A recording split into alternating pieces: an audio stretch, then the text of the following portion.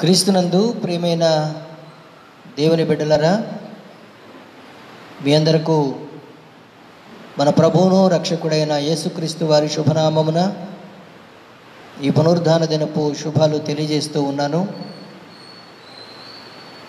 ఆరాధనకు ప్రేమతో మిమ్మల్ని అందరినీ ఆహ్వానిస్తూ ఉన్నాను. ఈ ఆదివారం క్రితం తరువాతి 12వ ఆదివారం ప్రార్థనతో ఈ ఆరాధనను ప్రారంభించుకుందాం. మహోన్నతుడైన మా తండ్రి, సర్వకృపానిధి, నీ పవిత్ర నామమునకు వెలలేని స్తోత్రములు చెల్లిస్తూ ఉన్నాం. ఇంతదనుక మీరు ఎక్కల చోటన మమ్మల్ని భద్రపరిచారు. మరొక పునరుద్ధాన దినం నీ సన్నిధిని సమీపించి ఆరాధించేటువంటి ఈ గొప్ప భాగ్యాన్ని మాకు అనుగ్రహించారు. నీకు వందనస్తులమై ఉన్నాం. మా పరమ తండ్రి, ఈ సోషల్ మీడియా ద్వారా ఎందరైతే మాతో ఏకీభవిస్తున్నారో వారందరినీ మీరు ఆత్మచేత నింపండి. ఈ ఆరాధనలో మీరు మాకు తోడయుండి పరిశుద్ధాత్మ నడిపింపు నిమ్మని యేసునామమున వేడుకొనుచున్నాము తండ్రి, ఆమేన్. చూచుచున్నాము నీ వైపు అనే కీర్తన ఆంధ్ర క్రైస్తవ కీర్తన పుస్తకంలో 11వ కీర్తన, రివైవల్ ఫామ్ పుస్తకంలో 4వ కీర్తన పాడుకుని ఆరాధనలోనికి ప్రవేశించుదాం. చూచుచున్నాము నీ వైపు మా ప్రియా జనక, చూచుచున్నాము నీ వైపు మా ప్రియా జనక, చూచుచున్నాము నీ వైపు, చూచుచు నీ ప్రేమ సొంపు సువార్తను, చూచుచు గరములు చక్కగా నీ వైపు, చూచుచున్నాము నీ వైపు మా ప్రియా జనక, చూచుచున్నాము నీ వైపు మా ప్రియా జనక, చూచుచున్నాము నీ వైపు. మేమరులమై ఉంటిమి మార్గము వీడి, మేమందరము పోతిమి మార్గము వీడి, మేమందరము పోతిమి. ప్రేమ చేలాపుడు ప్రియతనయునా పెంచి, క్షేమ మార్గము మాకు ప్రేమను చూపితివి, చూచుచున్నాము నీ వైపు మా ప్రియా జనక, చూచుచున్నాము నీ వైపు మా ప్రియా జనక, చూచుచున్నాము నీ వైపు. నిన్ను నమ్ము పాపులకు వారెవ్వరైనా, నీ శరణు జొచ్చు వారలకు వారెవ్వరైనా, నీ శరణు జొచ్చు వారలకు. ఎనుడావు కేడెంబు నీ జగతిలో నగుచు, గనుపరచుచుందువు ఘనమైన నీ కృప, చూచుచున్నాము నీ వైపు మా ప్రియా జనక, చూచుచున్నాము నీ వైపు మా ప్రియా జనక, చూచుచున్నాము నీ వైపు. నీ భయము మాయదలను నిలుపుము, నీదు ప్రభావమోనరంగను నిలుపుము, నీదు ప్రభావమోనరంగను. నీ భయము చే మేము వైభవముందుచు నే భయము లేకుండా ఈ భువిని గొన్నాళ్ళు చూచుచున్నాము నీ వైపు. మా ప్రియ జనక చూచుచున్నాము నీ వైపు. మా ప్రియ జనక చూచుచున్నాము నీ వైపు. దయచూచి మమ్ము నెప్పుడు మంచివి అన్నీ దయచేయు మెల్లప్పుడు. మంచివి అన్నీ దయచేయు మెల్లప్పుడు. దయచేయరానివి దయచేయు మని కోరా దయచూపి మన్నించు దయగల మా తండ్రి చూచుచున్నాము నీ వైపు. మా ప్రియ జనక చూచుచున్నాము నీ వైపు. మా ప్రియ జనక చూచుచున్నాము నీ వైపు. తండ్రి యొక్కయు కుమారుని యొక్కయు పరిశుద్ధాత్మ యొక్కయు నామమున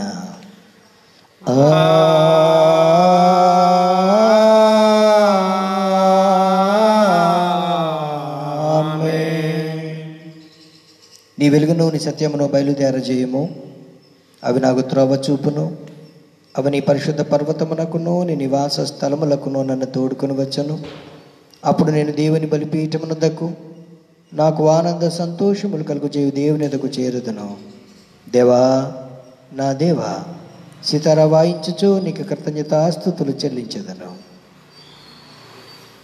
ప్రభునందు ప్రియులారా, యథార్థ హృదయముతో మన తండ్రి అయిన దేవుని సమీపించి ఆయన ఎదుట మన పాపములను ఒప్పుకొని మన ప్రభుని యేసుక్రీస్తు పేరిట మనకు క్షమాపణ దయచేయమని వేడుకొందాము. ప్రభువు నామములననే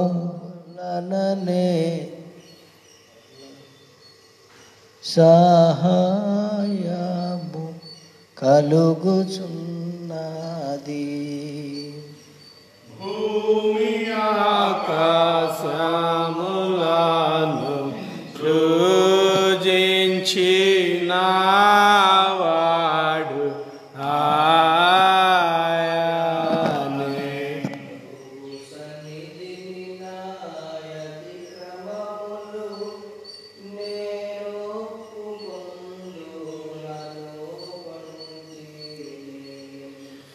నీవు నా పాప దోషము హరించి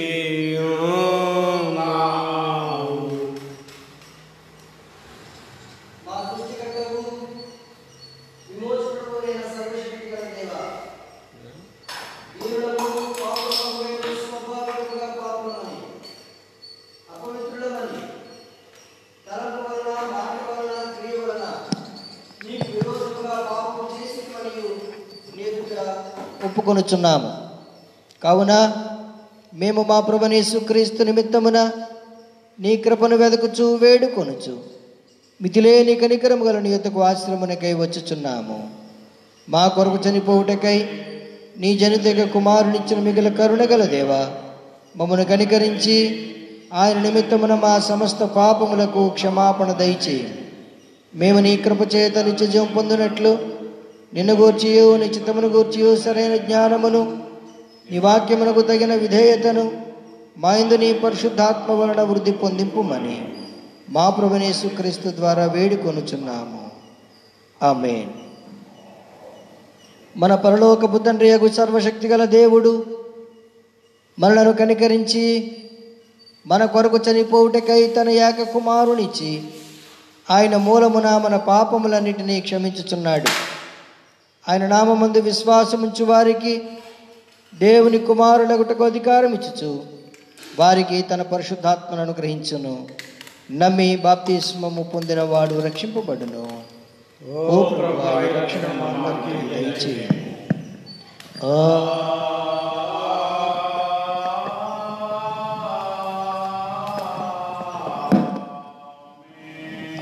త్రితం తరువాతి 12వ ఆదివారం కొరకైన ప్రారంభ గీతమును చదువుకుందాము. దేవా, నన్ను విడిపించుటకు త్వరగా రమ్ము. యెహోవా, నాకు సహాయము చేయుటకు త్వరగా రమ్ము. నా ప్రాణము తీయగోరు వారు సిగ్గుపడి అవమానమొందుదురుగాక. నాకు అపాయము కలుగగా చూచి సంతోషించువారు వెనుకకు త్రిప్పబడి సిగ్గునందుదురుగాక.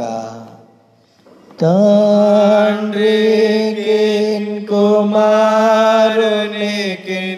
పరిశుద్ధాత్మకును ఆదియందు ఇప్పుడు ఎల్లప్పుడు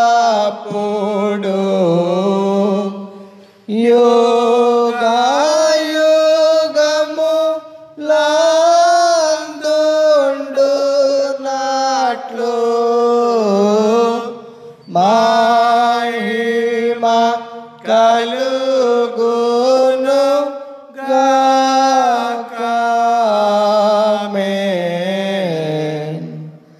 ప్రభువా మమ్మును కనికరింపుము. ప్రభువా మమ్మును కనికరింపుము.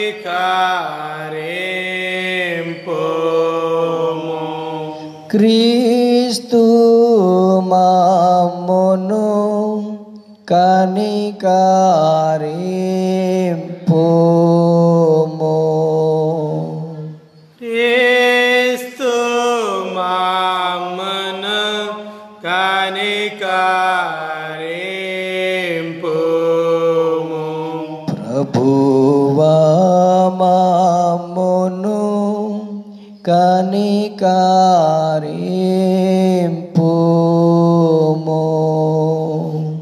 ప్రభువా మమ్మును కనికరింపుము.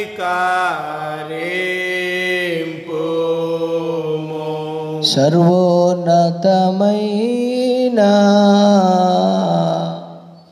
వానిలో దేవునికి మహిమా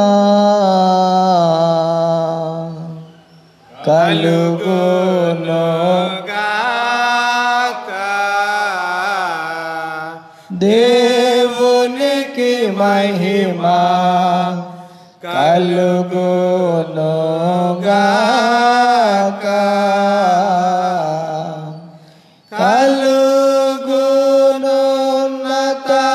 కలుగునున్నతమైన ఘన స్థలములందున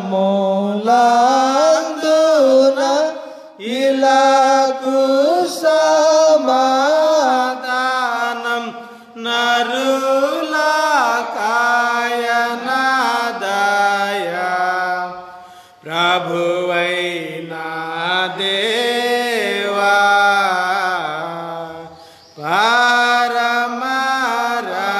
పరమరాజా, సర్వ పరిపాల పరిపూర్ణ శక్తి గల పరమ జనక నిన్ను మహిని స్తుతించుచు మరి పొగడుచున్నాము. మహిమా పరచుచు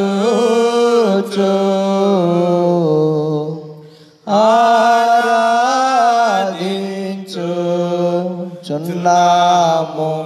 నిన్ను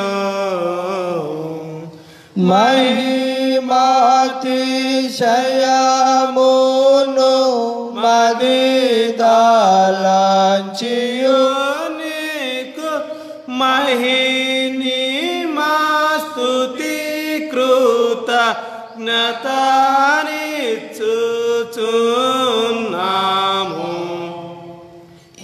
ఏక కుమారా యేసు ప్రభువా యెహోవా తనయా లోక పాపము మోయు ఏక దేవుని గొర్రె పిల్ల మమ్మును కనికరించుము చల్లగా లోక పాపములు మోసుకపోవు యేసు రక్షక వాసిగా జనకుని కుడి వైపున కూర్చుండు యేసు మా ప్రార్థనలించి కనికరించు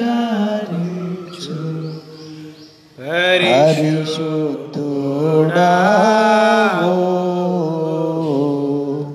ప్రభుడవు నీవు ప్రభువైన క్రీస్తు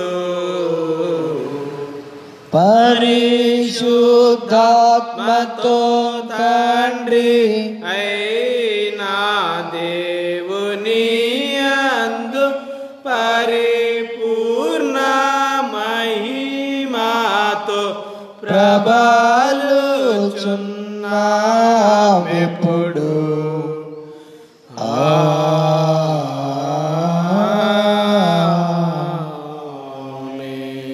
ప్రభువు మీతో నుండుగాక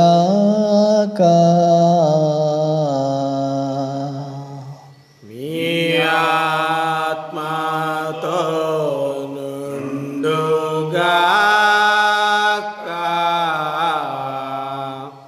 ప్రార్థిద్దాము.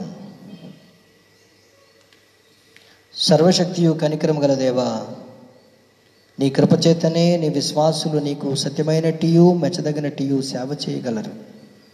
కనుక తుదకు మేము పరమందు నీ దివ్య వాగ్దానములను తప్పకుండా పొందులాగున ఇహమందు నిన్ను నమ్మకముగా సేవించినట్లు దయచేయమని నీతోనూ పరిశుద్ధాత్మతోనూ సదా ఏకదేవుడై యుగయుగములో జీవించుచు పరిపాలించుచునుడు నీ కుమారుడును మా ప్రభువునైన యేసుక్రీస్తు ద్వారా వేడుకొనుచున్నాము.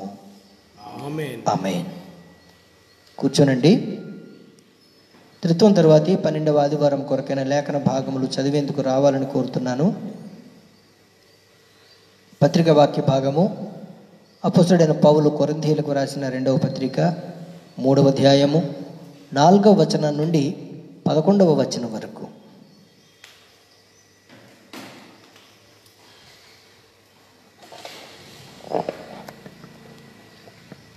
త్రిత్వం తర్వాతి 12వ ఆదివారం కొరకు ఏర్పాటు చేయబడిన పత్రికా పాఠ్యభాగము అపోస్తలుడైన పౌలు కొరింథీయులకు రాసిన 2వ పత్రిక 3వ అధ్యాయము 11వ వచనం నుంచి 18వ వచనం వరకు ఈ రాగం రాయబడి ఉన్నది.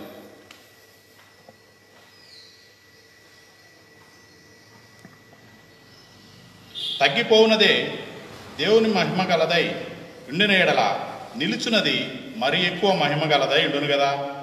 తగ్గిపోవచ్చున్న మహిమ యొక్క అంతమును ఇశ్రాయేలీయులు తేరి చూడకుండునట్లు మోషే తన ముఖం మీద ముసుగు వేసుకొనెను.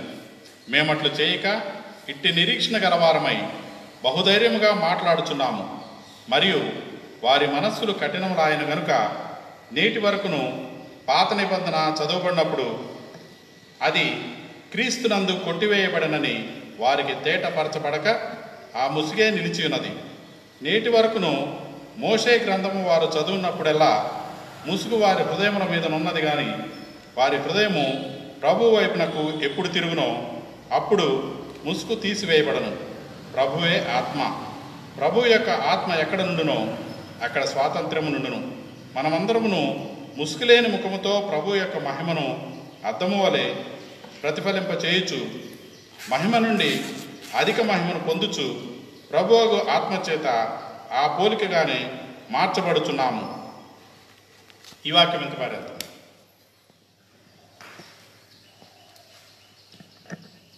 హల్లెలూయా హల్లెలూయా హల్లెలూయా. సువార్త వాక్య భాగము పరిశుద్ధుడైన మార్కు రాసిన సువార్త 7వ అధ్యాయము 31 నుండి 37 వచనాలు. ఓ ప్రభువా నీకు మహిమ కలుగునుగాక.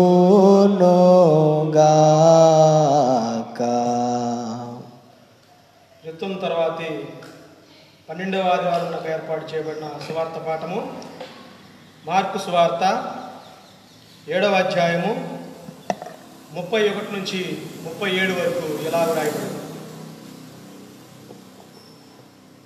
ఆయన మరల తూరు ప్రాంతములు విడిచి సీదోను ద్వారా దెకపొలి ప్రాంతము మీదికి గలిలీయుల సమూహము నొద్దకి వచ్చారు.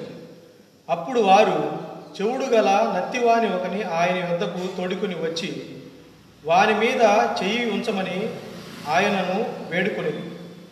సమూహములో నుండి ఆయన వానిని ఏకాంతమునకు తోడుకొని పోయి వాని చెవులలో తన వేళ్లు పెట్టి ఉమ్ము వేసి వాని నాలుక ముట్టి ఆకాశం వైపు కన్నులెత్తి నిట్టూర్పు విడిచి ఎఫ్ఫాతా అని వానితో చెప్పాను. ఆ మాటకు తెరవబడుమని అర్థం. అంతటా వాని చెవులు తెరవబడెను. వాని నాలుక నరము సడలి వాడు తేడగా మాటలాడుచుండెను. అప్పుడు ఆయన ఇది ఎవనితోనూ చెప్పవద్దని వారికి ఆజ్ఞాపించాను. అయితే ఆయన చెప్పవద్దని వారికి ఆజ్ఞాపించిన కొలది వారు మరి ఎక్కువగా దానిని ప్రసిద్ధి చేయుచు ఈయన సమస్తమును బాగుగా చేసి ఉన్నాడు, చెవిటివారు విన్నట్లుగాను మూగవారు మాటలాడినట్లుగాను చేయుచున్నాడని చెప్పుకొని అపరిమితముగా ఆశ్చర్యపడింది. ఈ దినము కొరకు ఏర్పాటు చేయబడిన సువార్త పాఠ్యభాగము ఇంత పర్యంతం. ఓ క్రీస్తు నీకు స్తోత్రము కలుగునుగాక.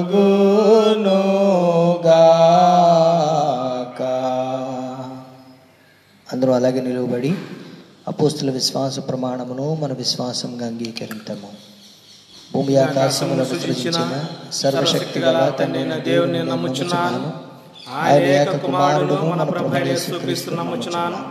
ఈయన పరిశుద్ధాత్మ వలన గర్భము ధరింపబడి కన్యైన మరియకు పుట్టి పొంతి పిలాతు అధికారం కింద శ్రమపడి సిలువ వేయబడి చనిపోయి సమాధి చేయబడిననియు అదృశ్య లోకములోనికి దిగిననియు చనిపోయిన వారిలో నుండి మూడవ దినమున లేచి పరలోకమునకెక్కి సర్వశక్తి గల తండ్రైన దేవుని కుడి చేతి వైపున కూర్చుండి ఉన్నాడనియు సజీవులకును మృతులకును తీర్పు చేయుటకు అక్కడ నుంచి వచ్చిననియు నమ్ముచున్నాను. పరిశుద్ధాత్మ నమ్ముచున్నాను. పరిశుద్ధ క్రైస్తవ సంగమగు పరిశుద్ధుల సహవాసమును పాప క్షమాపణయు శరీర పునరుత్థానమును నిత్య జీవము ఉన్నవని నమ్ముచున్నాను. ఆమేన్. ఆమేన్. కూర్చోనండి. వాక్యాన్ని ధ్యానించుకోవడానికి సిద్ధపడుతూ అందరం కలిసి ఆంధ్ర క్రైస్తవ కీర్తన పుస్తకంలో 411వ కీర్తన, రవివల్పం పుస్తకంలో 149వ కీర్తన ఓ దేవా నేను నీ దాపున నుండేదని అనేటువంటి కీర్తన పల్లవి మొదటి చరణం చివరి చరణం పాడుకుందాం. ఓ దేవా నేను నీ దాపున నుండేదన్ నీ దాపున నుండేదన్ నా దేవా నన్ను లేపు నవి సిల్వా శ్రమలైనన్ నీ దాపున నుండు నీ సేవకు నీ పాట ఓ దేవా నేను నీ దాపున నుండేదన్ నీ దాపున నుండేదన్ బాటసారిలాగు నేడు బానుడు మేటి చీకటి గ్రమ్మినన్ నేటి విశ్రాంతికి జోటు బండాయనన్ మాటి మాటికి కలలో సూటిగా నిన్ను దలతు ఓ దేవనేను నీ దాపునానుండేదన్ నీదాపునానుండేదన్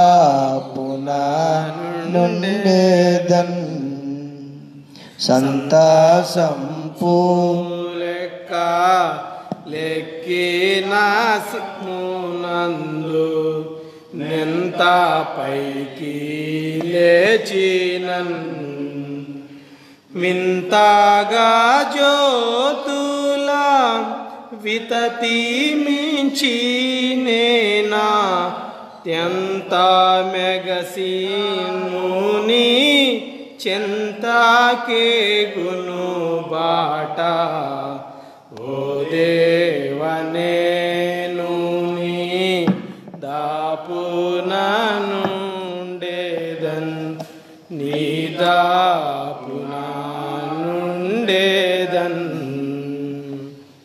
మన తండ్రైన దేవుని నుండి ప్రభువైన యేసుక్రీస్తు నుండి కృపయు సమాధానములు మీకు కలుగునుగాక. ఆమేన్. ఆమేన్. ప్రార్థన చేసుకుందాం. మహోన్నతుడైన మా తండ్రి, ఇంతదనుక ఆరాధనలో పాటలలో మహిమ పొందిన దేవా, మీరు మాతో మాట్లాడండి. నీ వాక్కు చేత మమ్మల్ని బలపరచండి. మాలో ఉన్న బలహీనతలను తొలగించండి. ఆత్మచేత మమ్మలను నింపండి. నీ సాక్షులుగా నిలువబెట్టండి. నా నోటి మాటలు మందరి హృదయ ధ్యానములు నీ దృష్టికి అంగీకారంగా ఉండినట్లుగా చేసుకున్నామని మీరే నాతో మాతో మాట్లాడమని యేసునామమున వేడుకొనుచున్నాము తండ్రి. ఆమేన్. ఆమేన్.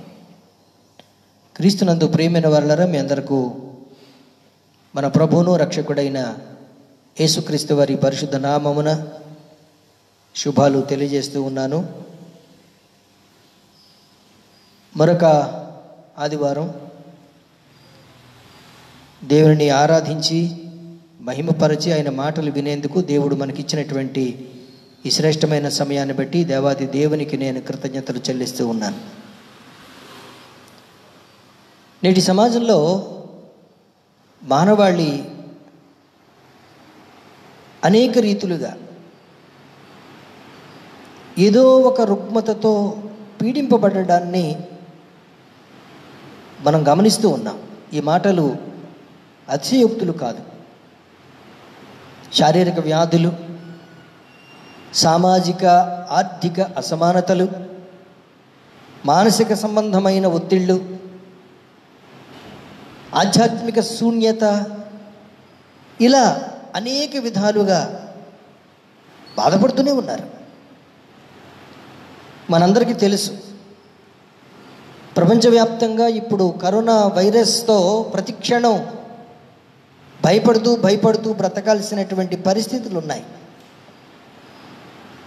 ఇలాంటి పరిస్థితులను ఎదుర్కొంటున్న ఈ తరుణంలో సహజంగానే ఒక ప్రశ్న ఉత్పన్నమవుతుంది. ఈ శ్రమలు, ఈ బాధలు, ఈ అసమానతలకు పరిష్కారం ఎలా, ఎక్కడ లభిస్తుంది? క్రీస్తునందు ప్రియమైన వారలారా, మన జీవితంలో ఎదురయ్యే సమస్యలు ఎంత పెద్దవి, ఎంత క్లిష్టమైనవైనా వాటన్నిటినీ పునరుద్ధానుడైనటువంటి ప్రభువు పరిష్కరించగలరు అనే విషయాన్ని నేను మీకు గుర్తు చేస్తూ ఉన్నాను. మన ప్రభువుకు అసాధ్యమైనది ఏదీ లేదు. సమస్తమును సాధ్యమే. ఇర్మియా గ్రంథము 32వ అధ్యాయము 17వ వచనాన్ని మీరు తర్వాత చదవండి. ఆయన ఈ చరాచర జగత్తునంతను చేసినవాడు. ఆయనకు అసాధ్యమైనది ఏదీ లేదు. అయితే మన పట్ల అద్భుతాలు జరిగించేందుకు ఆయనకు మనం చోటివ్వాలి. మన ముందున్న శ్రమ, మన ముందున్నటువంటి సమస్య కంటే దేవుని శక్తి గొప్పది అని గుర్తించి ఆయనను ఆశ్రయించాలి. ఆయనను ఆశ్రయించిన వారిని శారీరకంగా స్వస్థపరచడమే కాదు, పాపపు వ్యాధి నుండి కూడా ఆయన విడిపిస్తారు. ఎలాంటి పరిస్థితుల్లోనైనా మనకు చాలిన దేవుడు మన దేవుడు. ఆయన సమస్తమును బాగుగా చేయువాడు అనే విషయాన్ని నేను మీకు జ్ఞాపకం చేస్తూ ఉన్నాను. నేటి కొరకు ఏర్పరచబడినటువంటి సువార్త వాక్య భాగము మార్కు సువార్త 7వ అధ్యాయము 31వ వచనం నుండి 37వ వచనం వరకు ఉన్న భాగాన్ని ధ్యానించాలని నేను తలస్తూ ఉన్నాను. ఈ భాగంలో చెవిటితనం, మూగతనం ఉన్న ఒక వ్యక్తిని యేసుస్వామి స్వస్థపరిచారు. డఫ్ అండ్ డమ్. సాధారణంగా పసిబిడ్డలు పెద్దవారు మాట్లాడుతూ ఉంటే ఆ మాటలను వింటూ మాటలు నేర్చుకుంటారు. పుట్టుకతోనే చెవిటితనం ఉంటే వారికి మాటలు రావు. కారణం, ఇతరుల మాటలను వారు వినలేరు, కనుక పలకలేరు. మార్కు సువార్త 7వ అధ్యాయము 31 నుండి 37 వచనాలలో ఉన్నటువంటి ఆ సంఘటనలో ఉన్న వ్యక్తి ఇతరుల మాటలను వినలేడు, తన బాధల్ని, తన భావాల్ని ఇతరులకు చెప్పలేడు. ఈ వైకల్యం అతన్ని ఎంతగా కృంగదీసిందో మనం చెప్పలేం. ఇలాంటి వారు బాగుపడే మార్గం లేక ఈ జీవితం ఇలా ముగిసిపోవలసిందే అనేటువంటి నిరాశతో బ్రతుకుతారు. బహుశా అతన్ని నిరాశ, నిస్పృహలు ఆవరించి ఉంటాయి. ఇలాంటి వ్యక్తిని కొందరు యేసుక్రీస్తు దగ్గరకు తీసుకుని వచ్చారు. ఈ సంఘటన దెకపురిలో జరిగింది. గమనించండి, మార్కు సువార్త 7వ అధ్యాయము 32వ వచనం నేను చదువుతున్నాను. అప్పుడు వారు చెవుడు గల నత్తివాని ఒకని ఆయన యొద్దకు తోడుకొని వచ్చి వాని మీద చెయ్యి ఉంచుమని ఆయనను వేడుకొనిరి. నా బ్రతుకింతే, నా బ్రతికి ఇలాగే తెల్లారిపోవాలి అని నిరాశలో ఉన్నటువంటి ఆ మూగవాడైనటువంటి ఆ చెవిటితనం కలిగిన వారిని కొంతమంది యేసు ప్రభు దగ్గరకు తీసుకొచ్చారు. అవసరతలో, ఆపదలో ఉన్న వారిని ప్రభు దగ్గరకు తీసుకురావడం ఎంతో శ్రేష్టమైన కార్యం. యేసు ప్రభు వారి పరిచర్య కాలంలో ఆయన కపెర్నహూములో ఒక ఇంటిలో బోధిస్తూ ఉండగా పక్షవాయువుతో బాధపడుతున్న వారిని నలుగురు మోసుకొని తీసుకొచ్చారు. యేసు ప్రభు వారు వారిని స్వస్థపరిచి పంపించారు. యేసు ప్రభు వారి దగ్గరకు తమ చిన్న పిల్లలను ఆయన ఆశీర్వదించాలి అని తల్లులు తమ బిడ్డలను తీసుకుని వెళ్ళారు. ఆయన చేతులుంచితే చాలు మా బిడ్డలు ఆశీర్వదించబడతారు అని వారు ప్రభు దగ్గరకు తీసుకుని వెళ్ళినప్పుడు ప్రభువారు ఆ చిన్న బిడ్డలను ఎత్తుకొని కౌగిలించుకొని వారి మీద చేతులుంచి ఆశీర్వదించారు. అంద్రేయ సీమోను పేతురును యేసుక్రీస్తు దగ్గరకు తీసుకుని వచ్చాడు. యేసుస్వామి సీమోను పేతురు యొక్క పేరును మార్చాడు, అతని జీవితాన్నే మార్చివేశాడు. ప్రభు దగ్గరకు వచ్చేవారిని ఎన్నడూ ఆయన త్రోసివేసేవాడు కాదు. క్రీస్తునందు ప్రియమైన వారులారా, మన చుట్టూ ఎందరో యేసుక్రీస్తును ఎరగని వారు ఉన్నారు. వ్యాధి పీడితులు ఉన్నారు, నిరాశ నిస్పృహలలో కొట్టుకుపోతున్న వారు ఉన్నారు.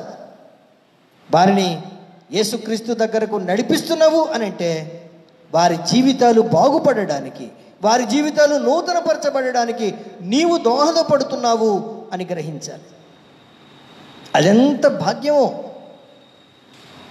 ఒక వ్యక్తి యొక్క జీవితం దేవునిచే నూతన పరచబడడానికి నీవే కారణమవుతున్నావు అని అంటే నిజంగా ఎంత సంతోషమో. యేసుక్రీస్తు ప్రభు చెయ్యి వేస్తే చాలు ఈ చెవిటి మూగవాడు బాగుపడతాడు అని విశ్వాసంతో అతనిని ప్రభు దగ్గరకు తీసుకొచ్చారు. ప్రభు ఏం చేశారో చూడండి. 33వ వచనంలో ఈ మాటలు 33, 34 వచనాల్లో ఉన్నాయి.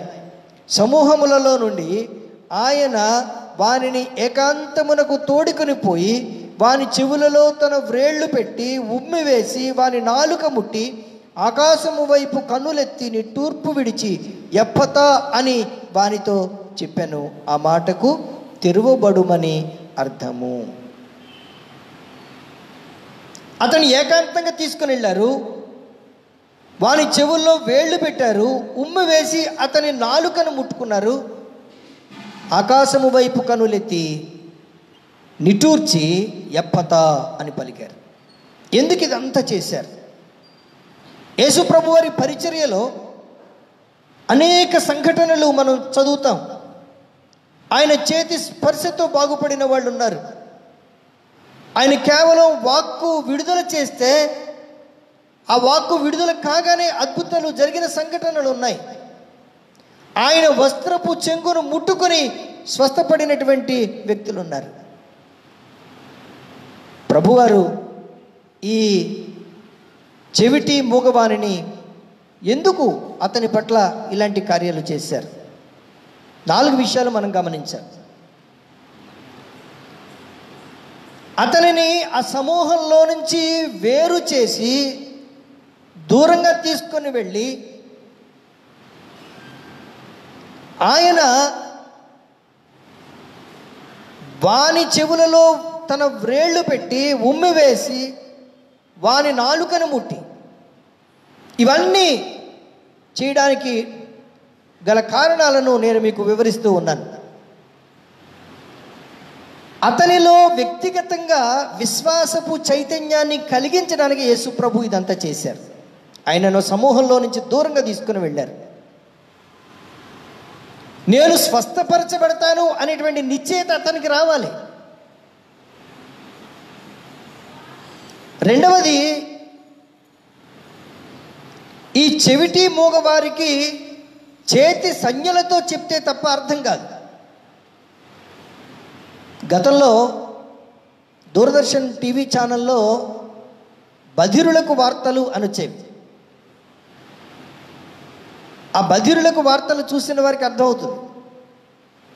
వారికి చేతి సంజ్ఞల ద్వారానే అర్థమవుతుంది. కాబట్టి యేసుక్రీస్తు ప్రభు అతని చెవులలో వ్రేలు పెట్టి నాలుకపై చేతితో స్పృశించి ఇవన్నీ ఆయన ఏమి చెయ్యనయ్యున్నాడో వాడు గుర్తించేటట్టుగా చేశారు. యేసు ప్రభు వారు ఆకాశము వైపు కన్నులెత్తుట అనేది ప్రార్థించడానికి, దేవునికి స్తుతులు చెల్లించడానికి సంకేతం. ఆయన నిట్టూర్చడం, పాపపు స్థితిలో ఉన్నటువంటి మానవులు ఎదుర్కొంటున్న దుస్థితిని చూచి ఆయన దుఃఖపడ్డారు. యేసుప్రభు వారు పలికిన పాట ఎప్పతా. ఎప్పతా అనేది అరమిక్ పదం. పాత నిబంధనలో యొప్తా అనే పేరుకు సంబంధించినటువంటి మాట. ఈ మాటకు తెరవబడు అని అర్థం. ప్రభు మాటలో గొప్ప శక్తి ఉంది. చెవిటి మూగవానిలో విశ్వాసాన్ని ఉజ్జీవింపజేశారు. తాను ఏమి చెయ్యబోతున్నారో అతను గ్రహించేటట్టుగా చేశారు. దేవునికి స్తుతులు చెల్లించారు. ఆయన ఎప్పతా అని పలికారు. ప్రభు మాట శక్తివంతమైనది, క్రియాత్మకమైనది. ఎప్పతా అని పలకగానే వాని చెవులు తెరవబడ్డాయి, నాలుక నరము సడలించబడింది. అంతకుముందు మూయబడిన స్థితిలో ఉన్నటువంటి అతని చెవులు, అతని గొంతు ప్రభు పలికినటువంటి మాటతో తెరవబడ్డాయి. దేవునికి స్తోత్రం చెల్లిస్తూ ఉన్నాను. మన ప్రభు సమస్తమును బాగు చేయువాడు. యోహాను సువార్త 5వ అధ్యాయంలో 38 సంవత్సరాల నుండి పక్షవాయువుతో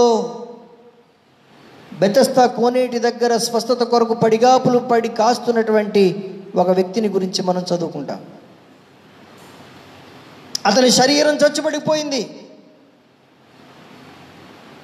దేవదూత వచ్చి ఆ కోనేటి నీళ్లు కదిలించినప్పుడు కోనేటిలో దిగలేడు.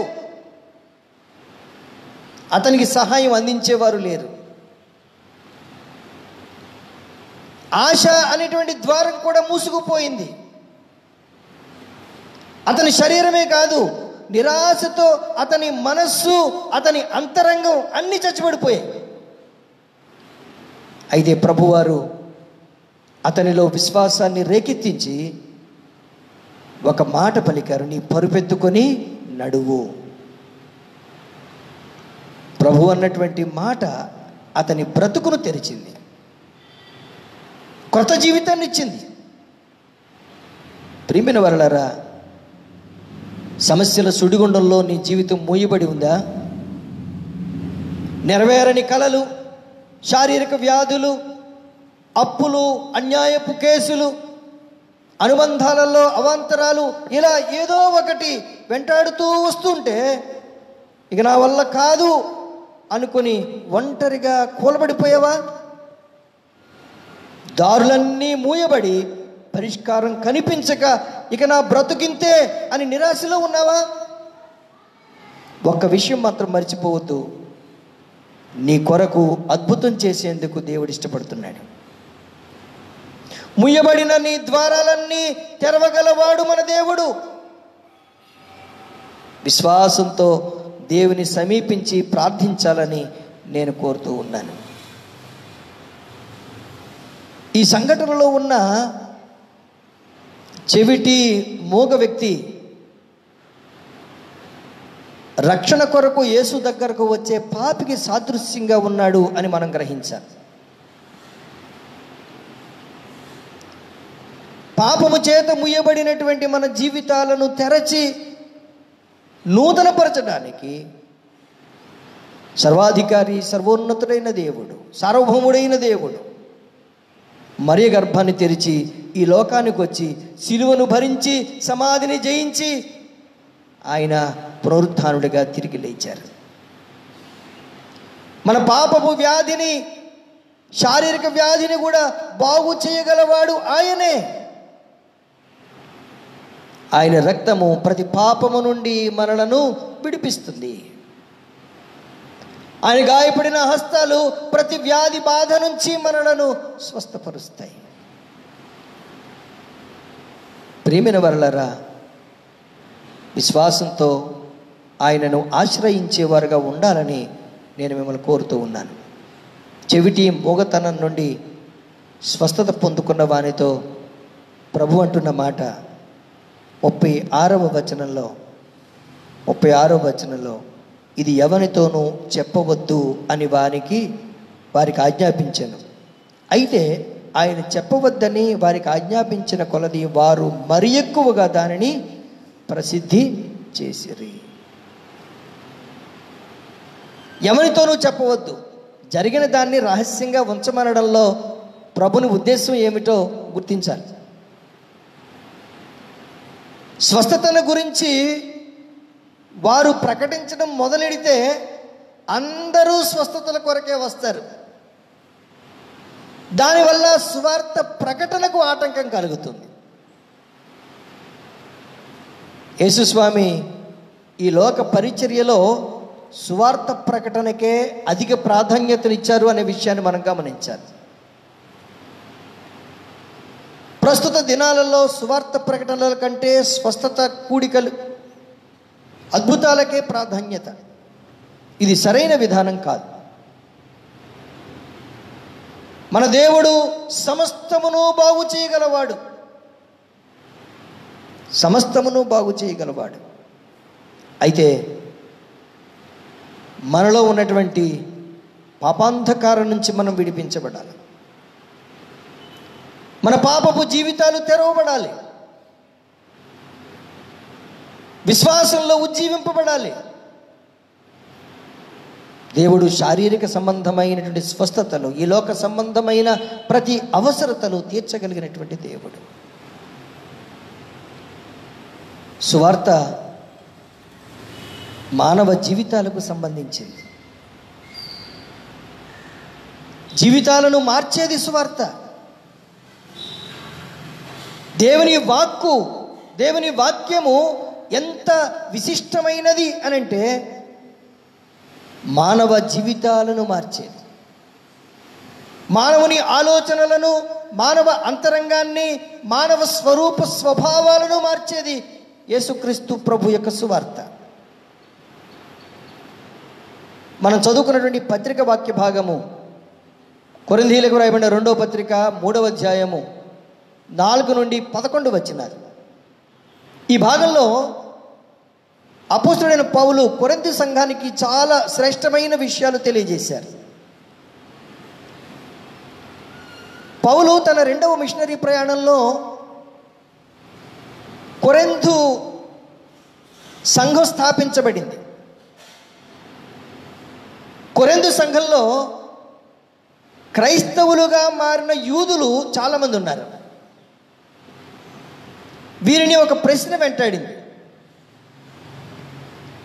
మేము యేసుక్రీస్తుని నమ్మాం, క్రైస్తవులుగా మారాం, అయితే ధర్మశాస్త్రం గొప్పదా, సువార్త గొప్పదా? గతంలో మేము ధర్మశాస్త్రాన్ని ఆచరించాం, ఇప్పుడు సువార్తను విన్నాం, సువార్తను బట్టి యేసుక్రీస్తును అంగీకరించాం,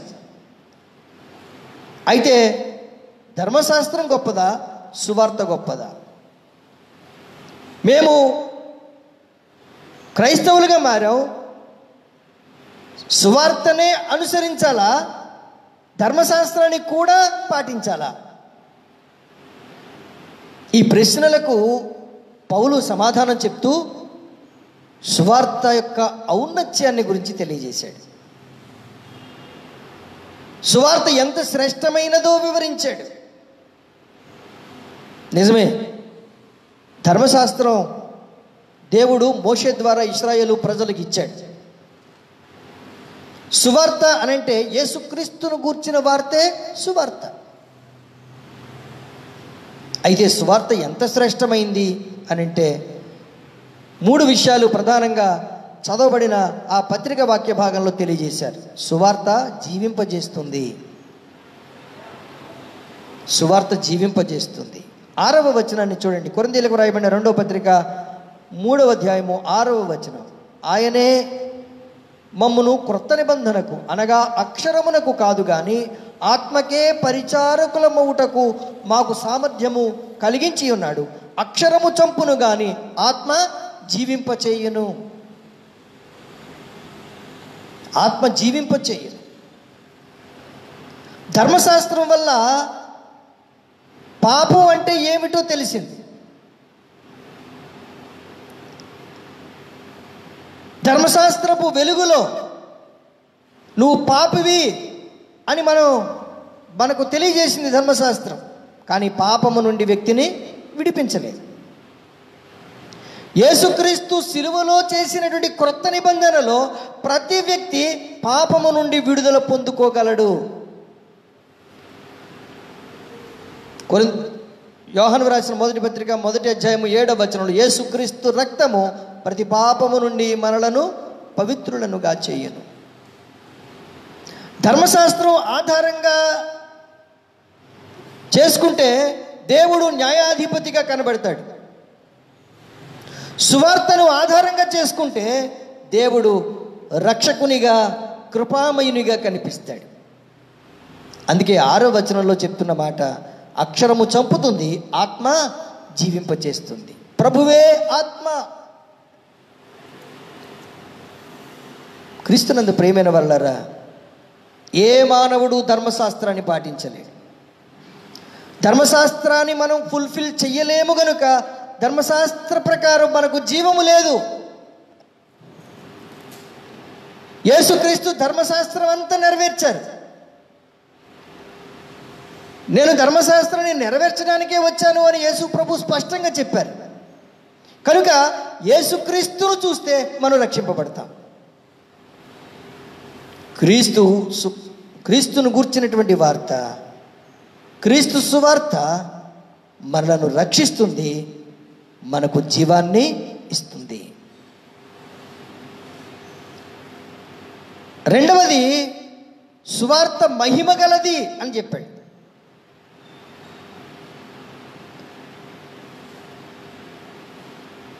దేవుడు మోషేకు 10 ఆజ్ఞలను ఇచ్చినప్పుడు ఆ రాతి పలకలను సీనాయి పర్వతం నుండి తెస్తూ ఉంటే అతని ముఖము ప్రకాశించింది. ఆ తర్వాత ఆ ప్రకాశము పోయింది. కానీ సువార్త ప్రకటించబడుతూ ఉంటే ప్రపంచవ్యాప్తంగా అనేక మంది యేసుక్రీస్తును అంగీకరిస్తూ ఉన్నారు. వారి జీవితాలు ప్రభావితమవుతున్నాయి. అనేక మంది యేసుక్రీస్తు యొక్క మహిమను పొందుకుంటూ ఉన్నారు. సువార్త ప్రకాశము నిరంతరము ఉంటుంది అనే విషయాన్ని పౌలు భక్తుడు ఇక్కడ మనకు తెలియజేశారు. కాబట్టి సువార్త ఎంత శ్రేష్టమైంది అని అంటే అది మహిమ గలది. దేవుని వాక్యము మహిమ గలది, అది శక్తివంతమైంది. మూడోది చెప్తాడు, సువార్త నీతికి కారణమైనది. యేసుక్రీస్తు సువార్తే మనలను నీతిమంతులనుగా తీర్చింది, పరలోకానికి వారసులుగా చేసింది. సువార్త ఎంత ప్రాముఖ్యమైనదో మీరు గమనించాలి.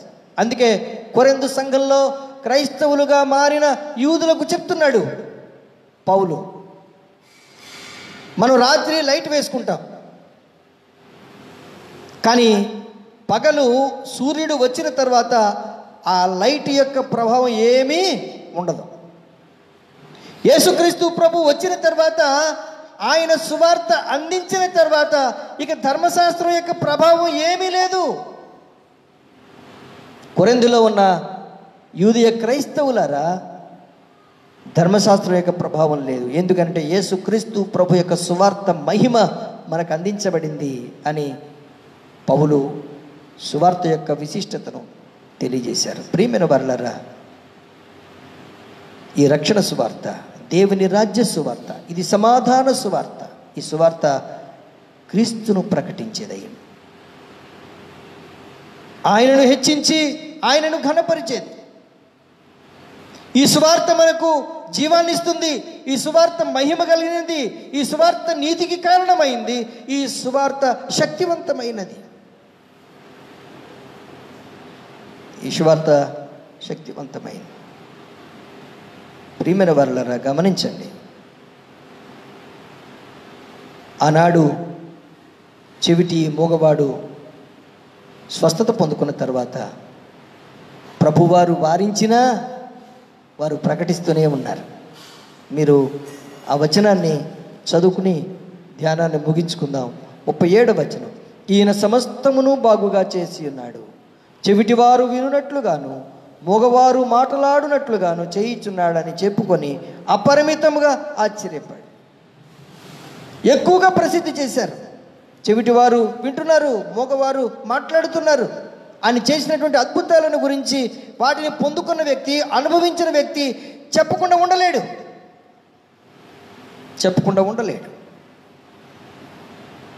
దేవుడు మన జీవితాల్లో చేసినటువంటి అద్భుతాలను, దేవునితో మనకున్నటువంటి వ్యక్తిగత అనుభవాన్ని ఇతరులతో మనం పంచుకోవాలి. నేను ముగిస్తూ ఉన్నాను. దేవుని మాటలు విననొల్లని ఆత్మీయ చెవిటితనం, దేవుని గూర్చి మాట్లాడలేని, దేవుని స్తుతించలేని మూగతనంతో ఒకవేళ ఉన్నావేమో, దేవుని సన్నిధిని విశ్వాసంతో సమీపించు. దేవుడు నీలో ఉన్నటువంటి ఆత్మీయ చెవిటితనాన్ని, ఆత్మీయ మూగతనాన్ని తొలగించి ఆయన సాక్షిగా నిన్ను నిలవబెట్టుకుంటాడు. ప్రియమైన వారలారా, ఆయన సమస్తమును బాగుగా చేయగలడు. శారీరక స్వస్థతలే కాదు, ఆధ్యాత్మిక రోగం నుంచి నిన్ను విడిపించి విశ్వాస చైతన్యవంతులుగా చేసి ఆయనకు సాక్షులుగా నిలవబెట్టుకుంటారు. విశ్వాసంతో ఆయన సన్నిధికి వచ్చి ఆయనను ప్రార్థించేవారుగా ఉండాలని నేను మీకు తెలియజేస్తూ ఈ మాటలు ముగిస్తున్నాను. దేవుడు మిమ్మల్ని దీవించి ఆశీర్వదించునుగాక. ఆమేన్. సమస్త జ్ఞానమునకు మించిన దేవుని సమాధానము యేసుక్రీస్తు వలన మీ హృదయములకు మీ తలంపులకు కావలియుండునుగాక. ఆమేన్. ఆమేన్. దేవా నాయందు శుద్ధ హృదయము కలుగజేయుము,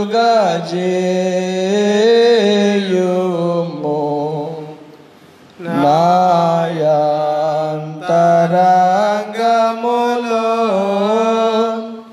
స్థిరమైన మనసును తనముగా పుట్టించుము.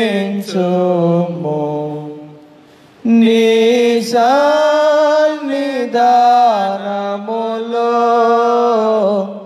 నుండి నన్ను త్రోసివేయకుము.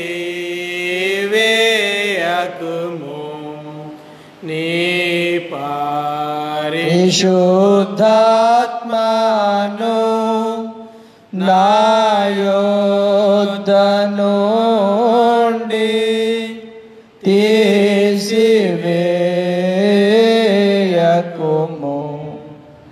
నీ రక్షణానందము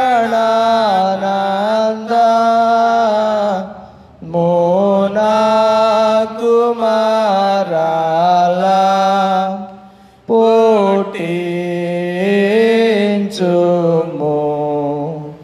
సమాధి గల మనసు కలుగజేసి నన్ను దృఢపరచుము.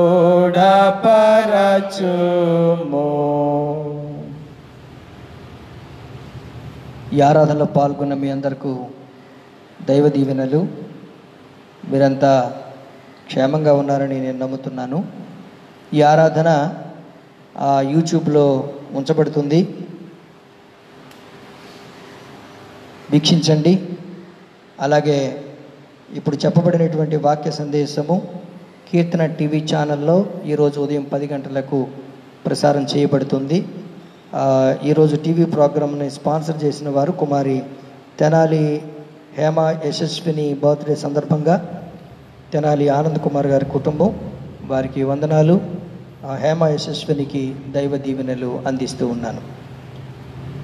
దేవుని చిత్తమైతే మరి వచ్చే వారం నుండి భౌతికంగా ఆరాధనలు పెట్టాలని తలస్తూ ఉన్నాం.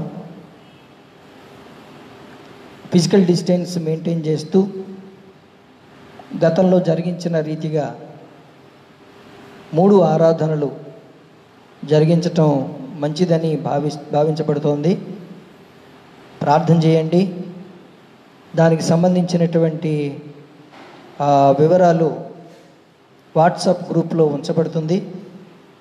గతంలో మనం తయారు చేసినటువంటి మీ అభిష్టం మేరకు సిద్ధం చేసిన లిస్టు ప్రకారంగా మొదటి ఆరాధనకు ఎవరు రావాలి, 2వ ఆరాధన, 3వ ఆరాధనకు వచ్చేటువంటి వారు ఆ లిస్టులో ఉన్నటువంటి రీతిగా రావాలని నేను కోరుతూ ఉన్నాను.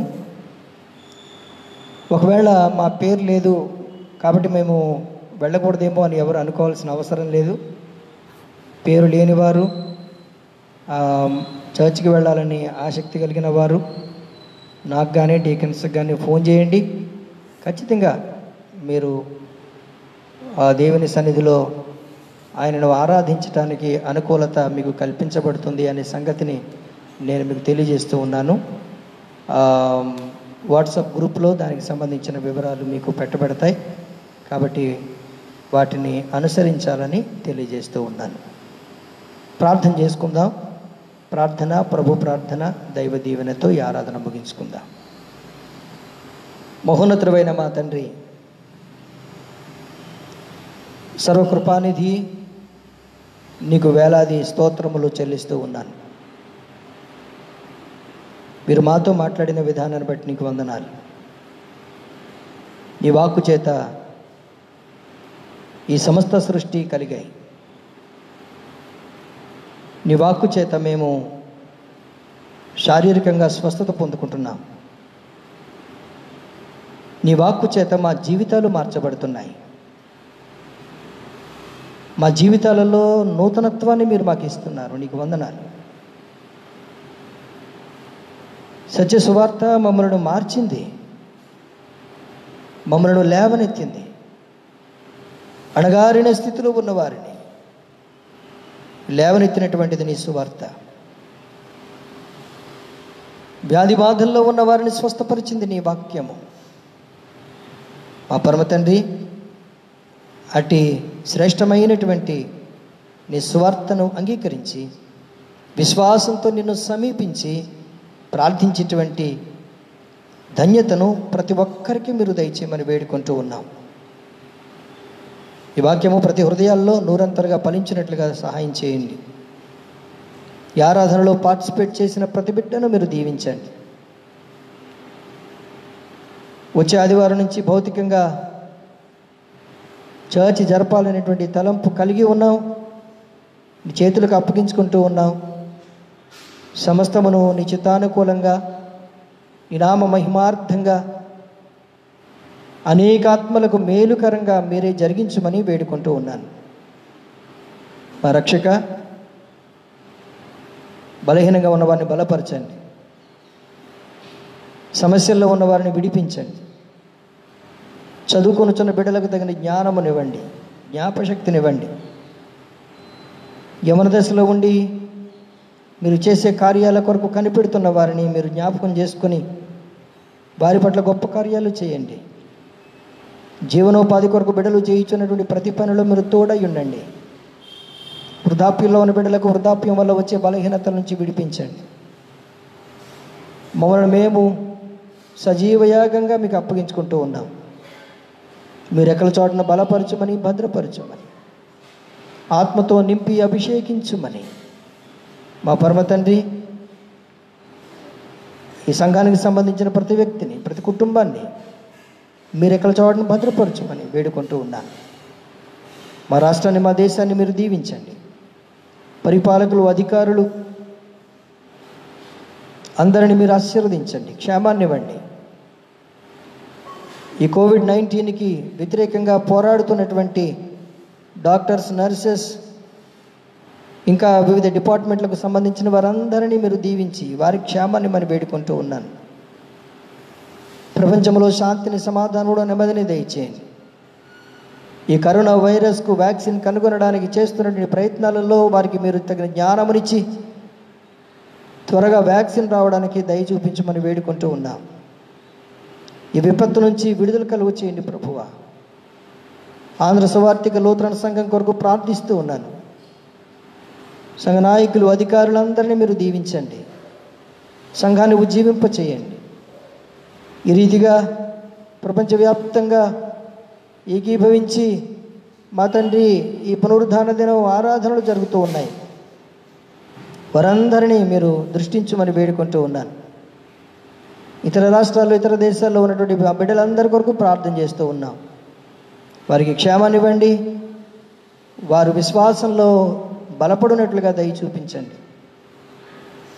పరిశుద్ధాత్మతో మీరు మమ్మల్ని నింపి నడిపించుమని ఘనత, మహిమ, ప్రభావములు మీకే చెల్లిస్తూ యేసు నామమున వేడుకొనుచున్నాము తండ్రి, ఆమేన్. పరలోకమందున్న మా తండ్రి, నీ నామం పరిశుద్ధపరచబడునుగాక, నీ రాజ్యం వచ్చుగాక, మీ చిత్తం పరలోకమందు నెరవేర్చున్నట్లు భూమి మీద నెరవేరునుగాక. మా నిధిన ఆహారం నేడు మాకు దయచేయము. మాడల ప్రార్థన చేసిన వారిని మేము క్షమించిన ప్రకారం మా ప్రార్థన క్షమించుము. శోధనలోనికి తేక దృష్టి నుంచి తప్పించుము. రాజ్యము, శక్తి, మహిమయు నిరంతరము నీవైనావు తండ్రి, ఆమేన్. ప్రభు నిన్ను ఆశీర్వదించి నిన్ను కాపాడుగాక. ప్రభు నీకు తన సన్నిధి ప్రకాశింపజేసి నిన్ను కరుణించుగాక. ప్రభు నీ మీద తన సన్నిధి కాంతిని ఉదయింపజేసి నీకు సమాధానము కలుగజేయునుగాక. ఆమేన్.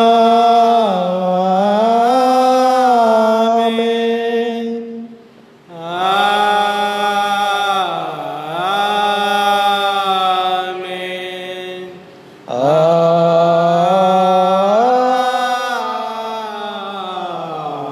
ఆమేన్. పంపుము దేవా దీవెనలతో పంపుము దేవా, పంపుము దయచేత పతిత పవనాని పెంపుగా నీ సేవ ప్రియముగా నరింప పంపుము దేవా దీవెనలతో పంపుము దేవా.